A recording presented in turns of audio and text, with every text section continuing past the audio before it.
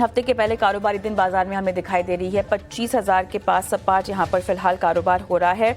इतना ही नहीं, अगर हम बैंक निफ्टी देखें तो यहाँ पर तेज़ी फिलहाल 1/4% के आसपास की हम देख रहे हैं। 55,000 के बेहद करीब कारोबार हो रहा है बैंक निफ्टी में। Mid cap small cap broader indices में अच्छी खासी तेज़ी है। निफ्टी मिड कैप 100 लगभग ½ % ऊपर है। स्मॉल कैप पे हम देख रहे हैं लगभग 1% की मजबूती के साथ कारोबार है। रियल्टी शेयरों में रफ्तार है आज के सत्र में। डीएलएफ जैसे कुछ काउंटर जो 2% तक मजबूत है, लेकिन आईटी पैक आप देखिए पूरा मुनाफा वसूली की चपेट में। दिग्गज इन्फोसिस लगभग 1% यहाँ पर गिरावट में कारोबार कर रहा है। लेकिन फिलहाल अगर आप मार्केट ब्रेथ देखें तो उसी से आप अंदाज़ा लगा सकते हैं कि बाजार की दशा और दिशा जो है किस ओर जाती हुई दिखाई दे रही है। ब्रॉडर मार्केट्स क्योंकि थोड़ा सा सपोर्ट कर रहे हैं खरीदारी को लेकर, इसीलिए एक रेंज बाउंड मूवमेंट है। 25,000 का एक लेवल जो कि बहुत ज़रूरी होगा बाजार के लिए जो है होल्ड करना। स्नेही हमारे साथ जुड़ गई है मिड मार्केट का पूरा एक्शन लेकर। स्नेही, 25,000 अहम लेवल काफ़ी सपाट है, सुस्त है कारोबार, लेकिन बाजार फिर भी कोशिश कर रहा है कि इस लेवल के ऊपर बना रहे।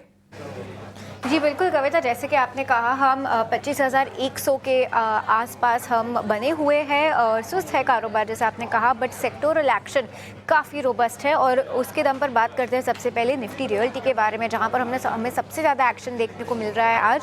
निफ्टी रियल्टी का क्षेत्र सबसे टॉप गेनिंग क्षेत्र है। निफ्टी रियल्टी 2% से ऊपर है अभी। और कुछ कॉन्स्टिट्यूएंट्स है यहाँ पर। अनंतराज, पहले इसके बारे में बात करते हैं।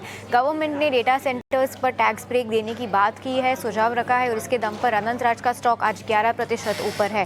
प्रेस्टीज एसेट्स और डीएलएफ दोनों स्टॉक्स है रियल एस्टेट के क्षेत्र से, काफ़ी अच्छा गेन हम यहाँ पर भी देख रहे हैं 2 से 2.5% का। दूसरी तरफ बात करते हैं उस सेक्टर के बारे में जिसने पिछले हफ्ते कुछ मूवमेंट देखा था, कुछ मोमेंटम देखा था, बट 2-3 सेशन से काफ़ी ठंडा पड़ गया है। फ्राइडे को भी जब हमने बात की थी तब भी आईटी सबसे लूजिंग सेक्टर था, और फिलहाल भी आईटी ही सबसे ऐसा सेक्टर है जो सबसे ज़्यादा दबाव में है। इन्फोसिस, परसिस्टेंट, टीसीएस कट्स छोटे से है, बट इस सेक्टर में ओवरऑल थोड़ी सी नेगेटिविटी देखने को मिल रही है। वॉल्यूम बजेस के बारे में बात करेंगे उन स्टॉक्स पर जहां पर हमें काफ़ी अच्छा बाइंग और सेलिंग देखने को मिला है।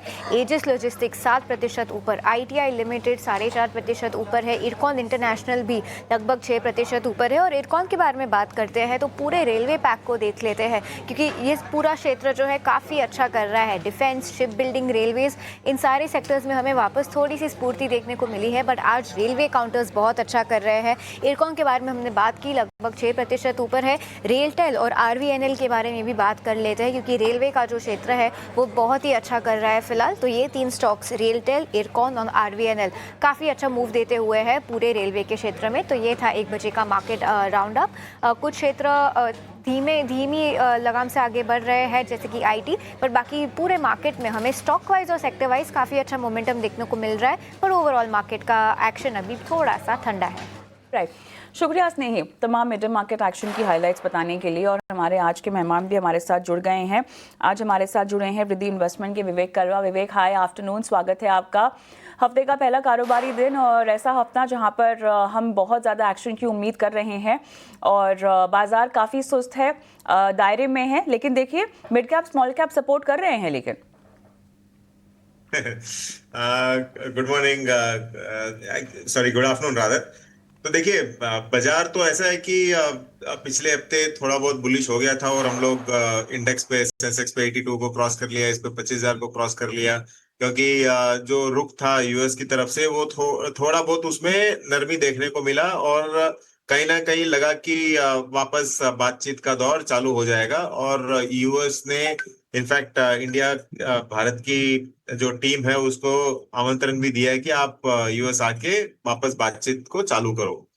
तो इस सिचुएशन के कारण जो हम लोग काफी ब्लीड कर रहे थे बाजार में और एक रिकवरी हमको देखने को मिली।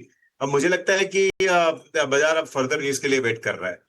एक तो आरबीआई की तरफ से क्या होगा ये एक है, और ओवरऑल कोई बड़ा कुछ है नहीं अभी जो बाजार में कुछ बड़ी न्यूज आने वाली है। तो अब यूएस से और क्या आगे चल के आवाजें आती है या फिर नॉइसेस जो बोलते हैं वो आती है, उस पे ही डिपेंड करता है कि बाजार आगे चल के कैसे जाएगा। क्योंकि काफी शॉर्ट टर्म में अच्छा खासा रिकवरी दिखा चुका है, तो ये हम उम्मीद नहीं कर सकते कि एक तरफा रैली देखने को मिले।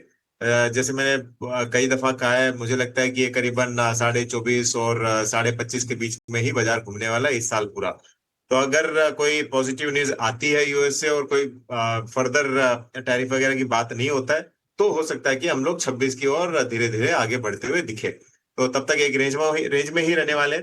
और जहां तक मिड एंड स्मॉल कैप का सवाल है, देखिए लार्ज कैप तो ऑलरेडी बहुत सस्ते हैं और मिड एंड स्मॉल कैप में काफी करेक्शन आ गया था। इनफैक्ट काफी ब्लीड हुआ है वो सेक्टर, और उसके कारण आज अगर आपको एक छोटी मोटी रैली वापस देखने को मिल रही है तो ठीक है, क्योंकि जो जो मिड कैप इंडेक्स 18,100 करीबन था, वो लगभग 17,200 जाके वापस उसी रेंज में है। तो जो प्रीवियस हाई है निफ्टी स्मॉल कैप का, वही हम आज आके वापस ट्रेड कर रहे हैं। तो बस अब मुझे लगता है कि वापस यहाँ पे भी हम लोग रेंज में जा सकते हैं। ऑलराइट, चलिए, तो बाजार काफ़ी सीमित दायरे में कारोबार करता हुआ दिखाई दे सकता है, इसकी संभावना है। लेकिन कॉर्पोरेट कनेक्शन में अब थोड़ा